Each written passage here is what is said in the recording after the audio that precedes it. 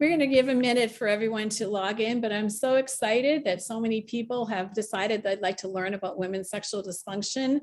I love doing the opening for virtual programs because I'm going to remind you that you silence your cell phone, please. And if you want to go to the bathroom, it's down the hall to the left, no way to the right, no upstairs. I don't know where it is in your house or your office. So you figure that out, but we're going to give a few more seconds and then we're going to introduce you to everyone. So meanwhile, grab a drink of water, run to the bathroom quickly, and I think we're going to give it 1 more minute, if that's okay with everybody. But I'm a talker, so I don't want you to be sitting here in silence. So I just want to make sure that you all know that this is the Journal Club from Sexual Medicine Society of North America. And my co-chair, Jim Hoteling, and myself are so excited to be part of this. My name is Sue Goldstein. I am a clinical researcher and a sexuality educator at San Diego Sexual Medicine in San Diego. And that's really all you need to know about me. And with that, I'm going to open the program.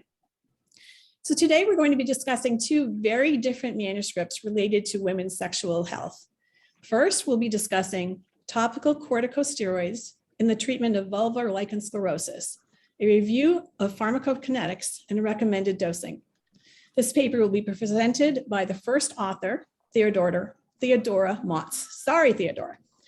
Theodora is a clinical researcher, the coordinator at the Center for Vulvovaginal Disorders in New York City, under the direction of Andrew Goldstein. She is currently unsure whether she wants to continue as a clinical researcher or perhaps get her PhD in time. By the way, her boss and mentor and the senior author of this publication is Andrew Goldstein, no relation to me, but a dear friend. With that, Theodora, the floor is yours. Perfect. Thank you so much to Sue and to the SMSNA. It's an honor to present today. And please excuse me while I figure out how to share my screen. I did it once successfully, so I'm hopeful that I can do it again. Let's see. Okay. Does everyone see the presentation? Okay, perfect. So as Sue mentioned, I'm going to be talking about the paper Topical Corticosteroids in the Treatment of Lichen Sclerosis, which I wrote with Drs. Jill Krapp and Andrew Goldstein. So I won't go over the full outline, but just to give you a general idea, I'll first discuss vulvar lichen sclerosis as well as common treatment regimens for it. I'll then segue into the aim of the paper and discuss the pharmacokinetics of topical corticosteroids, as well as what we've learned as techniques have advanced over time. I'll then discuss some commonly cited side effects and whether they're evidence-based, especially given the setting of vulvar dermatoses. And then I'll discuss dosing regimens and guidelines and analyze those based on the pharmacokinetics we discussed earlier. So vulvar lichen sclerosis is an autoimmune skin disorder that often happens in the vulva and is characterized by hypopigmentation of vulvar skin with a waxy cigarette paperish texture. As you can see from this image, it also often features a lot of scarring, such as labial resorption. So as you can see, this patient has complete resorption of both of their labia minora. Phimosis of the clitoris. This patient also has complete phimosis of their clitoris. Introital stenosis, so narrowing of the introitus, and increased risk of VIN and vulvar squamous cell carcinoma. And 4 to 7% of people with VLS develop vulvar cancer. So finding the correct treatment regimen is really important in this potentially precancerous disorder. Common treatment regimens for VLS include ultrapotent topical corticosteroids, or topical corticosteroids in general, which are quite diverse as a group. They can vary in the type from anything from clobetasol to betamethasone, in the potency, super potent versus low potency, in the vehicle, ointment, as you can see here, versus cream, versus gel and some other vehicles, and then frequency of application. Most commonly, clobetasol propionate 0.05% ointment is used in these conditions. Next, we have topical calcineurin inhibitors, which act on T cells to dampen the immune response by preventing pro-inflammatory cytokines from being synthesized. And finally, we have fractionated carbon dioxide laser, which works via microablation of soft tissue, which then stimulates tissue regeneration by producing new collagen and fibroblasts. Our clinic actually also published a recent paper that found the Mona Lisa laser, or the carbon dioxide laser, to be an ineffective monotherapy for vulvar lichen sclerosis.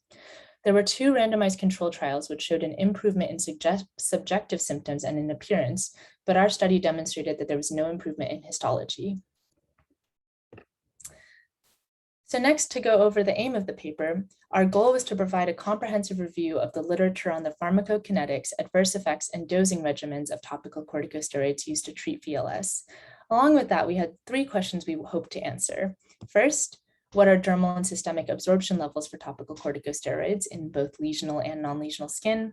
Second, what is the evidence in regard to commonly cited risks, such as dermal thinning, adrenal suppression, systemic immunosuppression, and tachyphylaxis? And last, do current dosing recommendations actually reflect the available pharmacokinetic data on these medications? So to briefly go over the pharmacokinetics, what happens is the corticosteroid goes through the cell membrane and binds to the glucocorticoid alpha isoform, forming the steroid receptor complex. This complex then translocates to the nucleus, where it binds to the corticosteroid responsive element of the DNA. What this does is it regulates downstream transcription of mRNA. And the 2 main actions it takes are, 1, it upregulates the mRNA that produces lipocortin, which inhibits phospholipase A2, which then inhibits or results in less production of arachidonic acid. At the same time, this binding event inhibits production of mRNA that produces interleukin-1, which is a key cytokine in the inflammatory response. Taken together, these 2 actions lead to a lowered inflammatory response. So historically, what we knew about absorption levels was very aptly summarized by a review paper from 1998 by Lagos and Maibach. The main assays in the papers that they studied were tape stripping, which is featured in this image here. As you can see, it's when clobetasol or a topical corticosteroid is applied, and then tape is subsequently stripped, so that each layer of stratum corneum can be measured to determine how much of the medication actually penetrated. And the second primary assay was vasoconstrictor assays, which use the skin blanching effects of topical corticosteroids to again measure how much has been absorbed. Based on their research, they actually recommended once daily application of topical corticosteroids and no more than that due to fear of reservoir effects. Since then, we've had a lot of advancement in our techniques used to measure absorption levels, most notably in a recent paper in 2016 by Bodenlenz and colleagues. They used a technique called dermal open flow microperfusion, or DOFM. DOFM basically inserts a perfusate, which is a physiological solution, into the interstitial fluid and lead to an open exchange area between 2 probes. What they do is within this open exchange area, as you can see, the red dots are the topical corticosteroid. It flows in and out in that open exchange area and then gets collected by the second probe to sort of be able to be measured in real time as it's being absorbed. So in this study by Bodenlenz and colleagues, clobetasol was applied every day for 14 days to both lesional, or in this case, psoriatic, and non-lesional skin. And DOFM was performed on the first day and the 14th day. After 1 day of treatment, the accumulated quantities of clobetasol in non-lesional skin was 2.142 nanograms, and in lesional skin was 0.854 nanograms. Then after 14 days, the accumulated quantities had risen in non-lesional skin to 4.439 nanograms, and in lesional skin to 2.768 nanograms. What this taught us was that there's actually a slower penetration of clobetasol in lesional versus non-lesional skin. And additionally, even after 14 days, there's still only a little less than double or a little more than half the amount of absorption in lesional skin versus non-lesional skin. One potential reason for this is that there's a thickened stratum corneum in lichenoid dermatoses, such as vulvar lichen sclerosis and psoriasis. And so it takes much longer for the medication to be absorbed. They also found that there were no significant reservoir effects in lesional skin, which will become relevant in a little bit. So next, I'll discuss commonly cited side effects and whether they're evidence-based. The most commonly cited side effect is dermal thinning, and dermal thinning occurs due to the antimitotic effects of lipocortins, leading to epidermal thinning. Additionally, long-term use of topical corticosteroids can lead to an increase in transepidermal water loss, which leads to a lowered ability to maintain the permeability barrier of the epidermis. Lubach, Rath, and Keitzman in 1995 found that non-lesional skin thinned 15% after 16 days of twice-daily clobetasol application. However, it's important to note that in the setting of VLS, there's different evidence that has been found. First, I'd like to mention that the stratum corneum of VLS is 1,200 micrometers on average, which is 7 times thicker than the average epithelial thickness in normal vulvar skin, which tends to be around 170 micrometers. Given this, some atrophy can actually be good in the setting of VLS because it can restore the stratum corneum to what its normal thickness should be. And in fact, 2 studies that specifically studied atrophy in the setting of VLS found that there were no systemic or local atrophic effects observed. One was a clinical study of over 80 women that applied clobetasol once daily for 3 months, and another found no histologic evidence of atrophy in vulvar biopsy specimens collected from VLS patients treated with twice daily clobetasol for 22 months. So some of the risks, the cited risks of dermal thinning seem to not necessarily apply in the setting of VLS. The next commonly cited side effect is adrenal suppression. And suppression of HPA has been indicated in higher doses of topical corticosteroids. A study by Oman and colleagues in 1987 found evidence of secondary adrenal failure in 4 case reports. However, these patients had been treating with a lot of topical steroids for 2 to 5 years. The dosages varied from 30 grams per month to 100 grams per week. And in VLS, the maximum recommended dosage is 10 grams per month. Given this, there have been no reported cases of adrenal suppression in patients using corticosteroids for vulvar dermatoses, and it's unlikely that, at least at recommended levels for VLS, such effects would occur. The next is systemic absorption and immunosuppression. So some studies have found that there are measurable amounts of clobetasol propionate in the blood plasma up to 48 hours after application. And that is notable because certain areas of the vulva have higher systemic absorption rates due to intertriginous areas. However, a study by Goldstein and colleagues in 2011 found that even after daily clobetasol application to the vulva, clobetasol serum levels never reached pre-established cutoff levels of concern. And finally, there's tachyphylaxis, which has had limited clinical trials examining it. And one study found that there was no evidence of tachyphylaxis in a study involving topical corticosteroid use in psoriasis. It's now thought that it's potentially due to poor patient compliance over time that could be confounded with tachyphylaxis.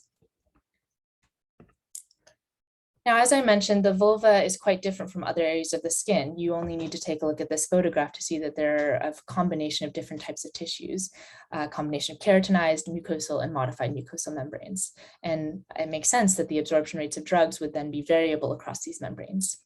The modified mucous membranes of labia minora and clitoris are actually relatively resistant to cortico-related side effects such as atrophy, whereas the inguinal creases, hair-bearing areas, and perianal skin are more prone to atrophy.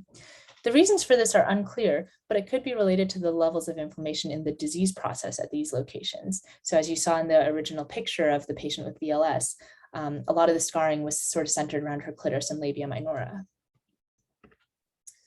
So finally, I'll discuss a little bit briefly about dosing regimens and guidelines. There's no standard dosing regimen for topical corticosteroids, and most are based on clinical expert opinion. The 2 preeminent guidelines are from the British Association of Dermatologists, unfortunately abbreviated as the BAD guidelines, and they recommend application of clobetasol every day for 4 weeks, then every other day for 4 weeks, and then twice a week for 4 weeks. They also write that maintenance therapy should be used as needed. In contrast, the European Academy of Dermatology and Venereology guidelines say that there's no single strategy and that patients should work with their providers to find something that works best for them. They do say that often clobetasol is used 1 to 2 times a day for 3 months and then reduced in frequency. And they do recommend maintenance therapy, but that ranges from 2 to 3 times a month to 2 to 3 times a week. A lot of the recommended dosing regimens, especially in some of the papers specifically on VLS, are based on concerns about cited side effects and reservoir effects, which are mainly pulled from studies that were featured in the Lagos and Maybeck 1998 paper. Recent studies like the Bodden-Lenz 2016 paper with advanced pharmacokinetic assays show that concentrations of topical corticosteroids are far less in lesional skin with thickened stratum corneum. Due to persistent inciting factor in VLS, maintenance with long-term topical corticosteroids seems reasonable. And finally, the modified mucous membranes of the labia and minora and the clitoral tissue tend not to show as many corticosteroid-related side effects in vulvar lichenoid dermatoses, as evidenced by post-treatment biopsies showing no histological evidence of skin atrophy, treated with twice daily clobetasol for 22 months, which is quite a long time. And of course, decreasing dosing frequency is in line with current evidence. Based on all of this, we recommend applying a pea-sized amount or 0.33 grams of clobetasol propionate 0.05% ointment to the vulva, and if applicable, perianal areas once a day for 4 weeks, then once every other day for 4 weeks. Sorry, Brooklyn traffic. And then twice weekly indefinitely for maintenance therapy, because again, the inciting factor is not going to go away with this condition. Additionally, we concluded that the risks of topical corticosteroids are often cited without regard for our evolving understandings of the pharmacokinetics of these medications. And unfortunately, like with most vulvar conditions, more robust data is needed on the absorption rates of topical corticosteroids in VLS. Thank you very much. And I will stop sharing my screen.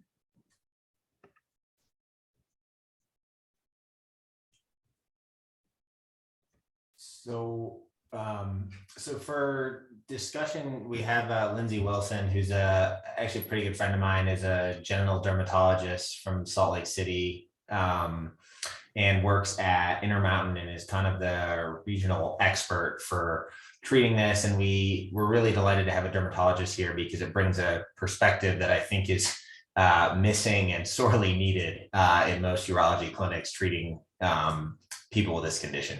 So thank you, Lindsay. Well, thanks, Jim, for inviting me. Happy to be here and get to know people from this group. I think it's really valuable for me to learn from you guys. So I appreciate the invitation and meeting you all. So Theodora, thank you very much. I think that was an excellent summary of your paper, and I thought your paper was very good. I felt that it was really easy to read and it had very valuable information. So I see many vulvar lichen sclerosis patients daily, and a lot of times they come to me after they've been diagnosed with lichen sclerosis, and they're afraid and they're worried that they have to put these horrible steroids on their genitals forever, and they're really afraid of topical steroids. And I wish I'm gonna make copies of your papers and give it to the referring gynecologists in our region, because I think it's really valuable to focus on. Clobetasol is a cancer prevention for patients with vulvar lichen sclerosis.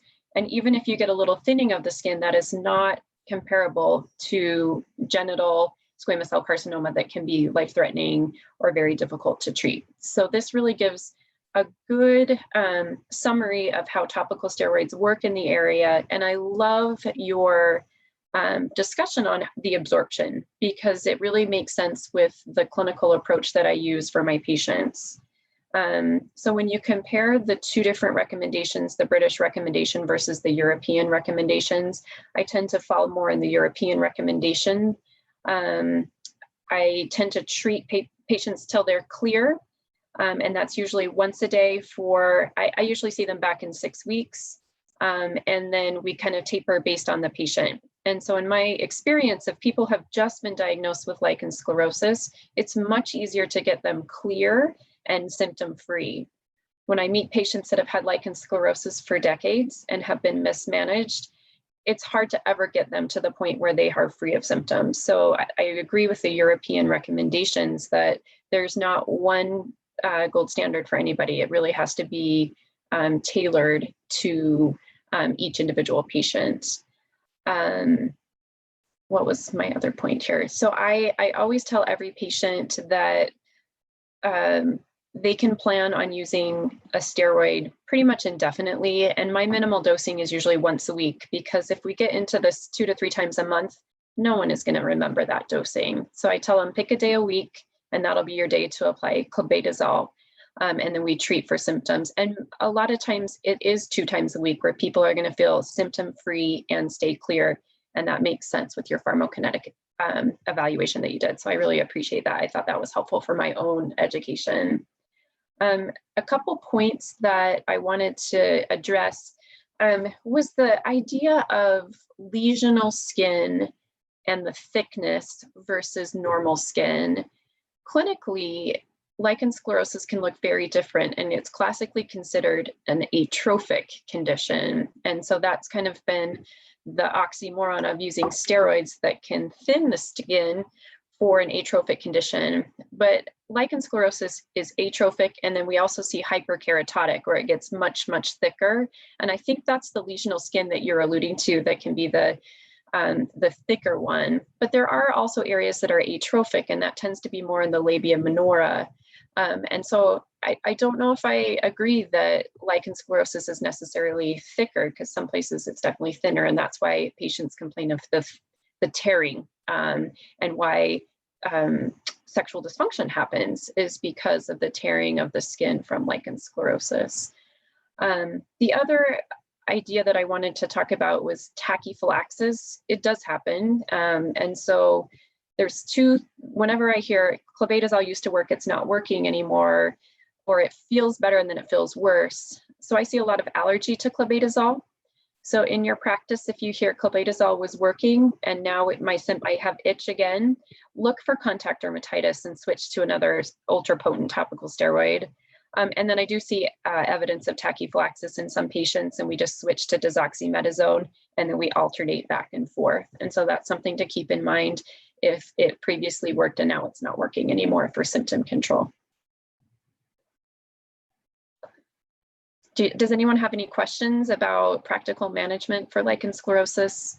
We do have one question that's been posted, and as a reminder, please put your questions in the Q&A. Great presentation, thank you. You mentioned the newer Mona Lisa treatment as a treatment modality option.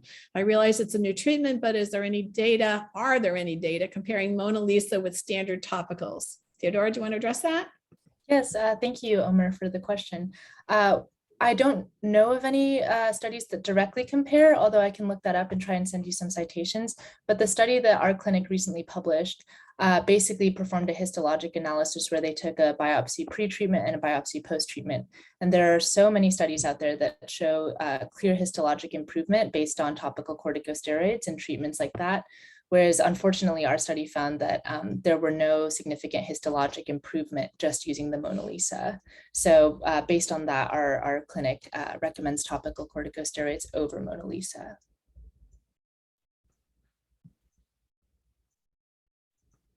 We have a quiet audience. Anyone else have any questions? Please pop them in there. Do any of our other panelists have a question?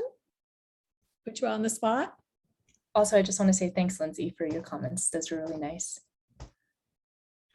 Lindsay, I guess one question I would have just out of curiosity is how many of your referrals come from urologists? Is it almost none? Is it mostly gynecology? Or because for example, like at the university, like our urologists don't really see this at all. And I've actually often talked with our urogynecologists about, having some kind of in-house expertise to see this. And this is somewhat relevant in Utah because we have sort of very different,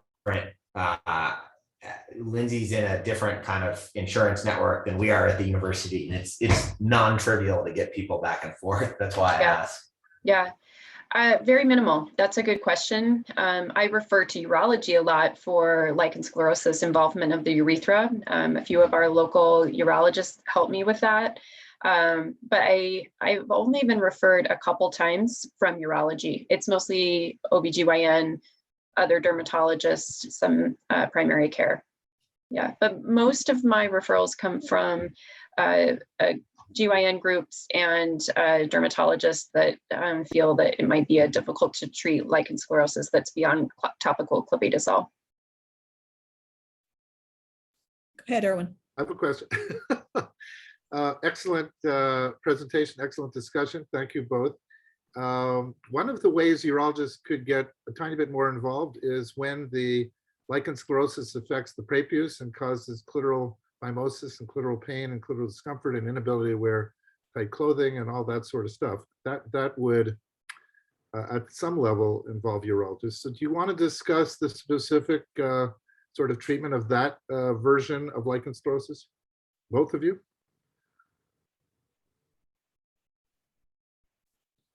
Jim, I think that's you. No, I mean, it would be both the Theodore. You mean to treat clitoral phimosis specifically? Specifically when it's related to lichen sclerosus, is there, there are tricks we could learn and maybe Lindsay could comment? Sure. So at least the way Dr. Goldstein and Dr. Kraft do it, it seems they sort of tying into the atrophy point, they mostly have patients apply it to the areas where there's the most significant scarring from lichen sclerosus, which tends to happen around the clitoris and around the labia minora. This allows sort of the scarring, especially if it hasn't been fully phimosed yet, to be halted in its progress. Unfortunately, if it is fully phimosed, the clobetasol isn't going to undo that. And so then the next treatment option is a lysis of vulvar adhesions to break up the scar tissue. And from there, start applying clobetasol to prevent it from scarring over again. I guess my question is, have you been involved in, or do you have experience with dorsal slit procedure? Because that's sort of a urologic thing. Oh, unfortunately, I don't. I don't know about you. Do you do that?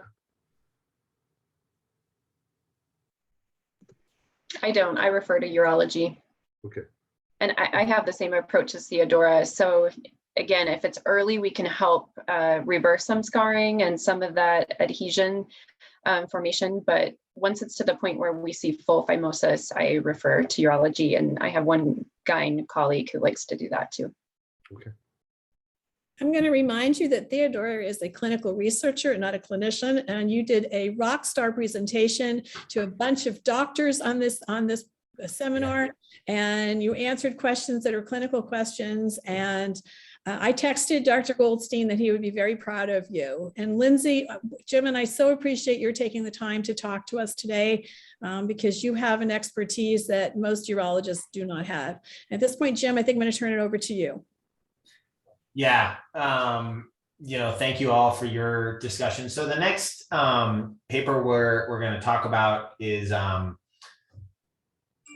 bicycle related genital numbness. Hans Louis is going to talk about it. This is a topic that's kind of near and dear to my heart, both because I do a lot of bike riding. I actually am supposed to do a 200-mile bike ride / race in a couple of weeks, and certainly this condition I think is common among both men and women. And then I actually did some research on this area and kind of road biked all over the place with a bunch of sensors on my bike shorts when I was a resident. But Hans was a medical student at UCSF when he did this research, and now is a resident at UC Davis. So I will turn it over to him to talk about this. Thank you. Great. Thank you for the introduction, Dr. Holing. So I am going to, let's see if I can navigate. Okay, so sexual dysfunction, very hard to characterize, difficult to diagnose. There are a couple different questionnaires about it, but in broad strokes, sexual dysfunction is characterized by a disturbance in sexual desire and psychological and physiological changes in the sexual response cycle. It is highly prevalent. In this study published in JAMA 1999, about 43% of women, according to this analysis of the data from the National Health and Social Life Survey, that looked at patients from 18 to 59 years old. It showed that there was almost half of the population in the study had some form of sexual dysfunction. The study reported that disorders in arousal, low desire, and sexual pain significantly increased the odds of participants reporting a low general happiness and emotional and physical satisfaction. And the study and many other studies have identified female sexual dysfunction as a condition that broadly and significantly impacts quality of life. So today I want to bring your attention to cycling and its hypothesized relationship to female sexual dysfunction. Cycling is a very common activity, and nearly 100 million individuals in the US cycle each year. However, cycling can cause repetitive perineal trauma and symptoms such as genital numbness secondary to pudendal nerve compression. Genital numbness has been reported to be prevalent in about 34 to 58% in female cyclists, and has been hypothesized to be an early predictor of female sexual dysfunction. But its impact and associations with female sexual dysfunction have yet to be elucidated by multiple studies. There was a published article by Greenberg et al. It was a Stanford paper that looked at 178 cyclists, female cyclists, and found that those who reported genital numbness were also more likely to have female sexual dysfunction, especially if the numbness was localized to the clitoris. So today we highlight some of the results from our large cohort study on the associations between genital numbness and female sexual dysfunction in cyclists. We also looked at cycling-related risk factors for genital numbness so that the data can help inform safer cycling practices. So in terms of the study design, the study is a secondary analysis of an international cross-sectional study of sexual and urinary wellness in athletes over the age of 18. Study enrollment occurred between April 2016 and December 2016. And participants were recruited through social media advertisements and targeted outreach to sports clubs in the US, Canada, UK, Australia, and New Zealand. The primary outcomes of the study were cycling-related risk factors for genital numbness, and secondarily, their association with genital numbness and female sexual dysfunction, using FSFI as a questionnaire, which I'll get into in a bit. So the study included 875 female cyclists, and some of the demographics of our study, it's skewed mostly Caucasian, with minimal comorbidities. So there were 87% Caucasian in the group with no numbness and 88% in the group with numbness. And it was pretty balanced among the different age groups, with slight skewing to younger age of 18 to 30. So when we looked at the characteristics of numbness, we kind of broke it down to severity and location. It seemed like about 43.5% of participants reported experiencing some sort of genital numbness, which was curried on a scale of 1 to 10. This falls within the prevalence of the 34 to 58% that was seen in the literature. 53% of participants reported mild genital numbness, 53% reported mild genital numbness, and about 43% reported moderate numbness, and less than 10% reported severe numbness. And in terms of the location, it seems like most study participants localize their numbness to the vulvar region, with the buttocks and the perineum being second and third. And in terms of cycling characteristics, most of our participants cycled for greater than 10 years. And they cycled for at least 3 to 5 times per week. And there were no significant findings between the numbness and no numbness group in this. Those reported genital numbness also reported riding longer distances and at higher cycling speeds, but there were no reported differences in cycling duration and frequency.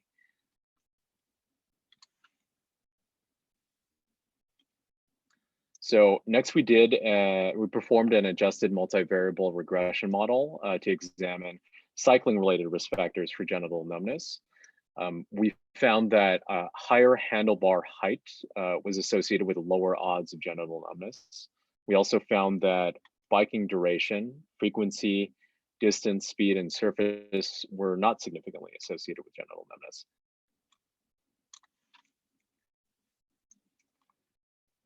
So female sexual dysfunction was assessed in our cohort using a FSFI score, which is a highly validated survey that looks at multiple domains of sexual function, such as desire, arousal, lubrication, orgasm, satisfaction, and pain. And lower scores signify a worse sexual function. And in our study, we used a binary variable FSFI that was less than 26 was used to define female sexual dysfunction. And this was in accordance with some of the other published literature. So when we did this, we found that the mean FSFI score was lower for those who reported numbness, but only marginally. It's 26 versus 24.9, and there was no difference in FSFI when stratified by age groups as well.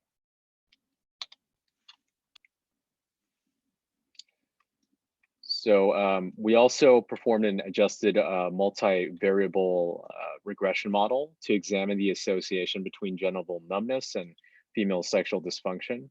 We found that the genital numbness was associated with higher odds of female sexual dysfunction, with the localization of numbness to the perineum and vulvar, which are associated with even higher odds compared to localization to the buttocks, which had no association with female sexual dysfunction.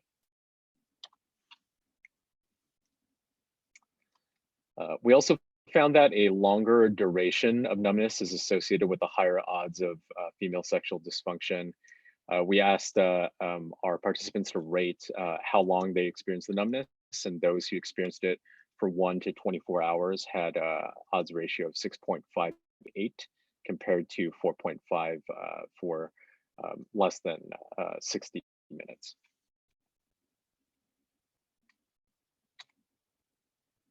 So just to conclude some of the findings in our study, higher handlebar height was associated with lower odds of genital numbness.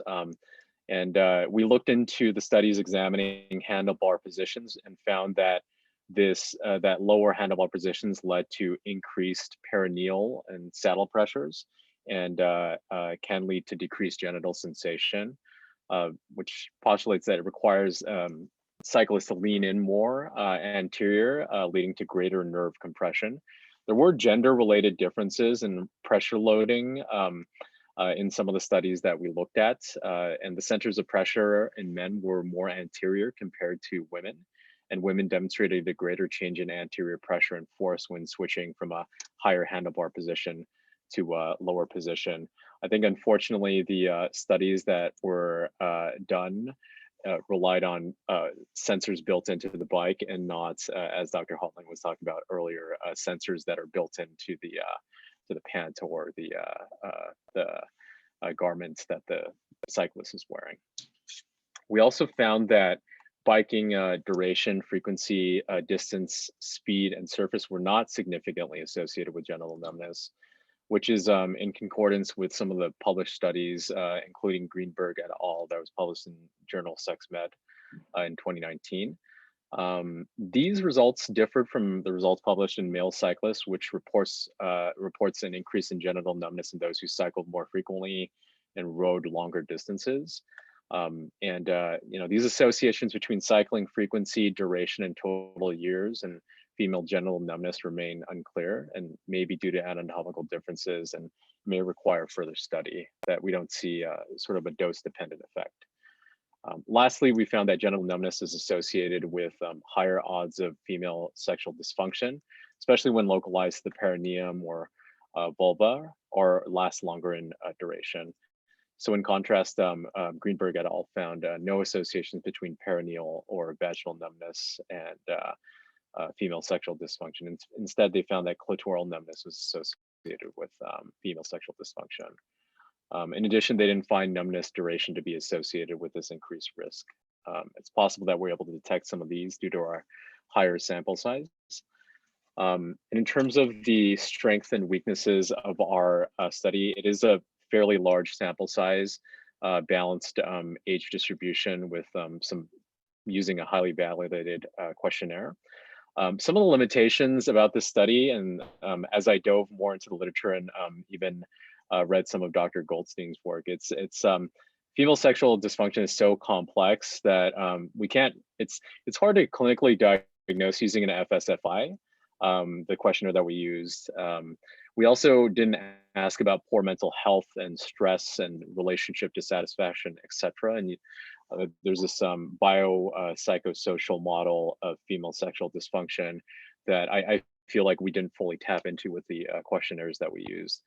We also didn't use, we also didn't ask about the fitment process, about the bicycles that they used and whether or not they were fitted properly. Lastly, there's always a survivorship bias, and in that some patients who may have some severe numbness might not even be part of the study because they stopped biking. Yeah, so that's it for my presentation. Thank you, Hans. You did a great job. At this point, I'd like to introduce Erwin Goldstein. He's been performing clinical research for several decades, and even the late 1990s first identified that bicycle riding, in particular bike seats, could cause erectile dysfunction. His research in clinical care spans all aspects of sexual dysfunction in men and women at San Diego Sexual Medicine, where he has his practice in San Diego. And this time, Erwin Goldstein is related to me. He's been my husband for 47 years. Erwin, the floor is yours. 47 wonderful years. Let's comment. So Hans, first of all, it was a great job. We need to add the other side of bicycle riding. Bicycle riding is this sort of cult, especially in the San Francisco, Northern California area. There's mountains, there's hills and valleys, and it seems like it's a very popular thing, but it comes as a price.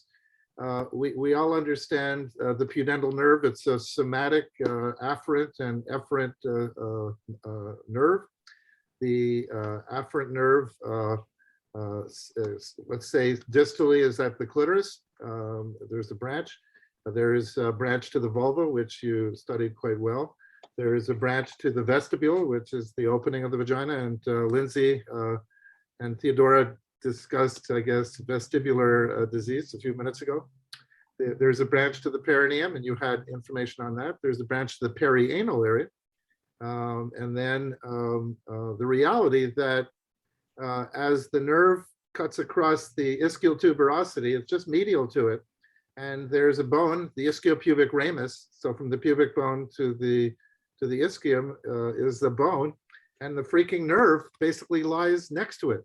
So you have, I'll get a pen. Here's the nerve. Here's the ischiopubic ramus, and here you come crushing across with multi-hours of riding, etc. So you discuss the construct of chronic riding, but you know, if someone slips and falls and whacks on something, that's another reason to have numbness. And of course, it's another reason to have pain, because the pudendal nerve can get slowly crushed and lose its ability to transfer information to the somatosensory cortex where it's processed. It's specifically processed in what's called the paracentral lobule for sexual activity. But you know, neuropathy can cause sexual dysfunction through its issues of pain. So I have a few questions. You have data, and maybe you can answer this, Hans. First of all, I just want to say repeatedly, great study, great emphasis on an important negative about what everyone thinks is a positive thing. Yeah, we should exercise. Peloton, I see all these people on their Pelotons during the COVID. Yeah, great. But the reality is they're bearing their weight on a nerve, which is an important nerve to the perineum. So I've always said in men, there's only two kinds of bicyclists, those who are already impotent and those who will become impotent. I guess I could switch my conversation to women riders. Those who are already numb and those who will become numb are the two kinds of bicyclists. So one of the things is the range of the FSFI. You have 26 against 24 point something. But was there a broader distribution in the riders, like a wider distribution where you had an FSI even as low as 6 or 8 or 10 versus the non-numb people? Were they more confined to a higher number? So I'll just bring out the questions. Another question is, you have data, you spoke twice in your presentation of the clitoris numbness leading to FSD in the literature, but your paper doesn't even ask the question about clitoris. It brings out vulva, which, let's argue, the clitoris is sort of higher up, or at least a higher version of the vulva. Why don't we address at least those questions? Do you remember the range of the FSFI?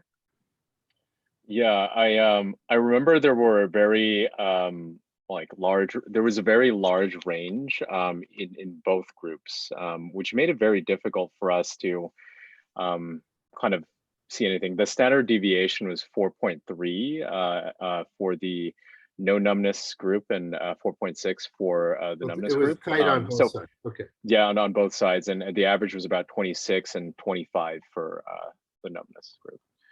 I just want to say to anyone out there in the world, your paper is fabulous. It has a huge number, 875 people. It may be the largest study ever so far in this, and it's in women, which is particularly fabulous. Typically, research in sexuality tends to focus on a different gender. So I congratulate you for doing this.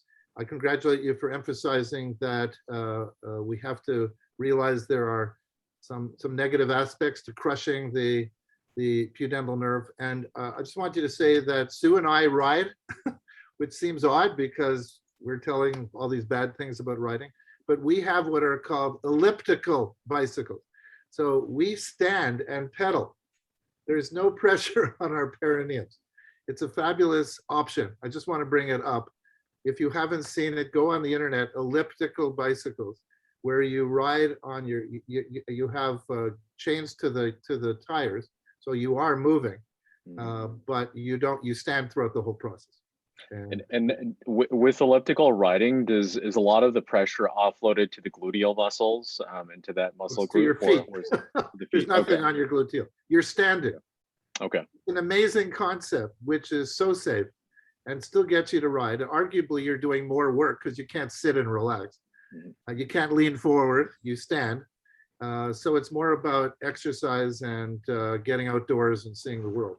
But you can bicycle without perineal pressure. Just wanted to point that out. Jim, you did a lot of work on this. You need to comment on some of it.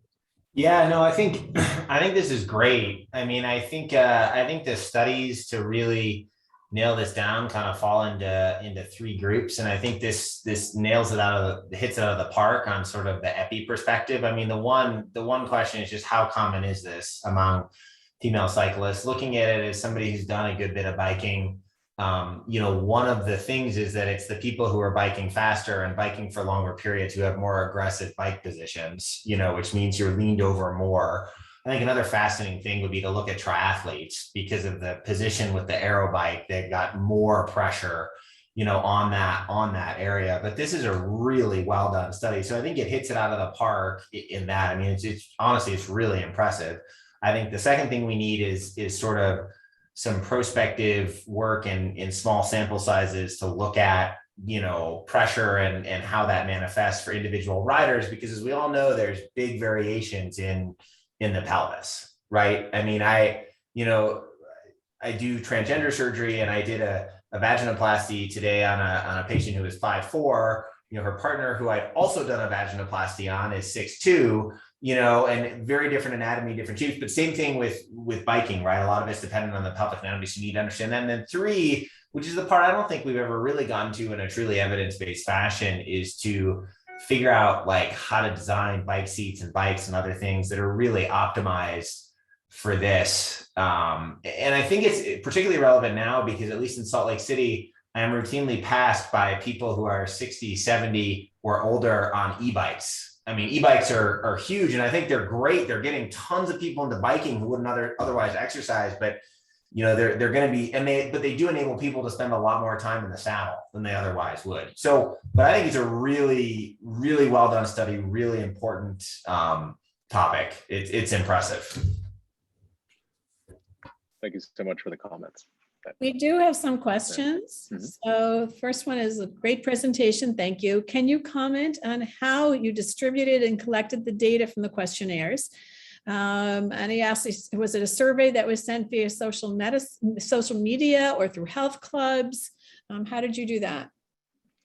So it was a digitally dispersed epidemiological study. So we did send a intranet survey via social media, or provided a link to the survey at health clubs, and they responded, and we stored it in our RedCap database, and that's how we got our data.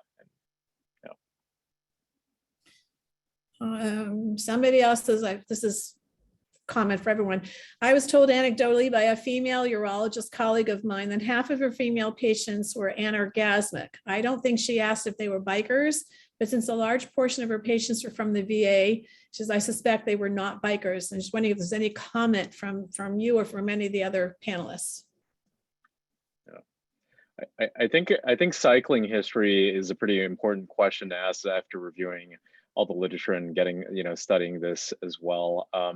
But, also asking the other questions about whether they're happy in their relationships, if there are any other stressors as well. I'd say those are very important as well. So many factors go into female sexual dysfunction and anorgasmia. And yeah, I don't know, Dr. Goldstein, do you have any? Yeah, else that to was add? an excellent Yeah. response. Orgasm and all dysfunctions are, especially orgasm, are particularly complicated. But let's argue the pudendal nerve is really important for orgasm. I mean, it takes contents that's external, the clitoris, the vulva, the perineum, areas that are central to sexual activity. And these people voluntarily crush their nerve. They do this without thinking about their consequences. So there are other ways to get orgasm. There's internal, vaginal, prostatic, cervical. There's other strategies, nipple stimulation, and going on and on. So it's not necessarily exclusive, but it is a huge contributor. And I guess you have data on the specific domain on orgasm? Correct. Because that may help us right there. Right. And I didn't add that to the presentation, but it seemed like all the subdomains in terms of desire, arousal, lubrication, and satisfaction, and pain were increased, but in terms of in our numbness cohort, numbness group, but orgasm, there was actually no significant difference in our group. So There goes that theory. yeah, it's like so. Yeah. Can I ask a quick question? Yeah. So based on what you've seen here, or I mean, you've clearly got a lot of content and expertise here. And I just don't know the answer to this. Are there saddles that are designed to alleviate, some of these issues for women? Because, I know a lot of them for men. I do primarily men's health, but I'll see guys coming in all the time asking questions about that. Is there something similar that's been optimized for a female? Yeah, it's called a wide saddle, like a beach saddle, like a Raleigh thing. The minute you get into the narrow nose, especially with the cutout, and especially if you lean forward, you will block both artery and nerve of the pudendal system reliably. Yeah, I don't think there's a specific difference between boys and girls bikes, but as long as you can force yourself to sit on the ischial tuberosity, you have the best chance to avoid injury. But for whatever reason, this culture of bicycle riding wants you to have the smallest, narrowest, widest, longest, thinnest nose that you can lean forward on. And there's no surface area, and whatever contacts, it's a lot of pressure, and it's hurts the nerve. The way it is. Can't change it. Our intake forms for our patients, we ask them if they're bicycle riders. We also ask them if they're horseback riders. Hans, do you have any idea, any parallel between sitting on the saddle of a horse versus the saddle of a bike? I would think that sitting on a horse would be could be possibly more traumatic, just because of the bumps that you'd be able to achieve. I actually have not looked into the literature for horseback riding, but I can see it being a significant risk factor for female sexual dysfunction. So we do have one more question, sort of a double question. Jerry asked if the study was controlled for bikers, and did you do an FSD? Did you do a study before biking and after biking? I'm going to assume that was not your population. No. So it was. So the story, the study included all bikers, and it's also looked at some other biking characteristics, like whether or not they used a mountain bike or a hybrid bike. No significant difference between the numbness cohort and those biking characteristics. In terms of before, this is a cross-sectional study, so there were bikers who've been biking for years. There were bikers who were biking for 3 or 4 years, and as Jim Hodling alluded, that these prospective studies of before and after studies are kind of lacking in the field, and I think having additional studies that are prospective that looks at before and after riding would be very useful. I want to take a minute before we get shut down. I want to thank Jim and Sue for doing this. I want to thank SMSNA for sponsoring research on journal articles that are contemporary and very clinically relevant for women. because again, we do that less often than we do the other genders. So thank you to all. Thank you to the presenters and the commentators, and continue to do great research, all of you. That's definitely want to get that out. You sound like you're closing the program, but we have a few more minutes. Jerry Tim suggested a recumbent bike might solve the problem of sitting on a saddle. Of course, the recumbent bike comes with the problem of not being visible by the cars. We had a neighbor in our building who was actually an associate dean at a local university who rode her bike every day to work. And she was struck by a motorist about 3 weeks ago and killed immediately. And that's one of the problems with recumbents, unless they have a really tall flag so that people see them. But has anyone seen any negative side effects of biking with a recumbent in terms of numbness or other sexual dysfunctions? Well, you're definitely forced to sit on the ischial tuberosity, which is the safe region. That's the padded and safe region. And the nerve is not really going to be compressed medially on a recumbent bike. So that's protection. It's like the equivalent of elliptical bicycle. There's no apparent possibility to hurt the nerve that way. Yeah, and I would just add that I think the key to a lot of this for people who are serious cyclists is there's professional bike fitters, and it'll cost $200 to $400. But I mean, cycling's an interesting thing in that it's sort of the ultimate repetitive motion injury, because you're very locked into a specific position, and even changing like stem heights by a few millimeters or degrees or other things. I mean, the classic patient I see, at least on the male side with some of these issues, is like the weekend warrior. It's the guy who or girl who doesn't ride that much and goes out and does an 80-mile bike ride with their on their friend's bike that is not adjusted. But that I think is a lot of it. I have a last question for Hans before we close. When my husband did the research in the 90s, he got a lot of negative publicity from bikers because, after all, there's no such thing as ED from sitting on a bike seat, which we all know now is not correct, but a lot of negative comments. In this day of social media, did you receive any negative publicity, comments, whatever, because of your study? No negative publicity, but everybody I talked to about this paper, they asked me, should I be riding a bike now? And it's kind of I was a little torn, and I think we had like a really nice discussion right now. I'll definitely put in a plug for the elliptical bike. I noticed that a lot of people are rollerblading more, especially during the pandemic, so that's also a possibility. But I think the fitment process is really key, and it can actually help. Can women with lichen sclerosis ride bicycles, or too much pain? Do you know the answer? I mean, putting all that pressure on a autoimmune fibrotic condition can't be that much fun. I would say that most of our patients with severe LS can hardly even bear to sit down. So I would imagine that biking probably is not feasible. They can do elliptical riding. Well, Jim, do you have any final words?